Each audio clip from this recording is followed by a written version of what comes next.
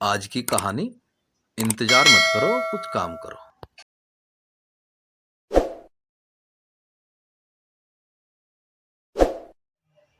एक बार एक गांव में एक साधु रहता था जो भगवान पर बहुत विश्वास करता था। वह साधु पेड़ के नीचे बैठा था और भगवान को याद कर रहा था। तो अचानक वहां बाढ़ आ गई। चारों तरफ पानी ही पानी। सब लोग अपने आप को बचाने के लिए ऊपर पहाड़ की तरफ भागने लगे। उनमें से एक आदमी ने देखा कि इस हालत में भी साधु जी भगवान की तपस्या कर रहे हैं। उसने सोचा कि ये अपने आप को बचाने के लिए कहीं जा क्यों नहीं रहे हैं। तो उसने साधु से बोला, अरे आप कहीं जा क्यों नहीं रहे हो? आप भी मेरे साथ ऊपर पहाड़ की तरफ चलो, नहीं तो डूब जाओगे। साधु बोले, अरे मुझे क्या होगा, मैं तो भगवान की इतनी तपस्या करता हूँ, मुझे कुछ नहीं हो सकता। मुझे भगवान अपने आप बचाएगा। धीरे धीरे पानी साधु की कमर तक आ गया।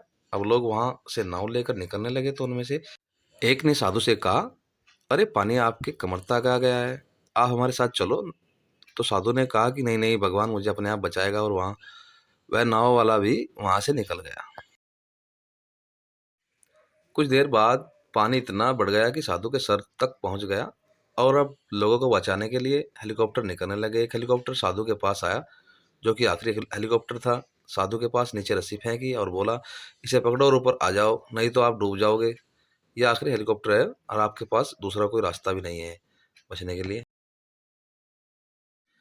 साधु ने कहा, यह रस्सी वापस ऊपर खींच लो और आप चले जाओ। मुझे भगवान के ऊपर पूरा भरोसा है, वह मुझे बचा लेगा। पानी काफी ऊपर आ गया, पेट डूब गया और साधु की भी डूबने से मौत हो गई।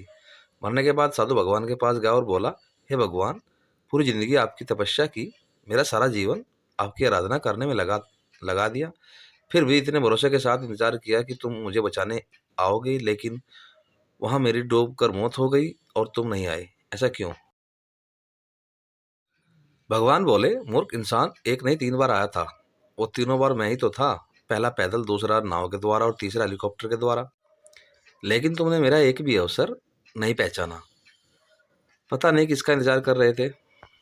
इस तरह जिंदगी में हमें ऊपर वाला बहुत से मौके देता है, लेकिन हम सब उस मौके को ठुकरा कर पता नहीं किस चीज का इंतजार कर रहे होते हैं कि वो होगा तब मैं करूँगा। इस बात पर अड़े रहने से एक वक्त के बाद वो मौके हाथ से निकल जाते हैं और हम कुछ नहीं कर पाते। अच्छे समय का इंतजार मत करो, जो भी करना है वो आज और अभी से शुरू कर दो। ऐसे ही शॉर्ट मोटिवेशनल स्टोरी के लिए सुनते रहें विशेष कहानी संचय चैनल को।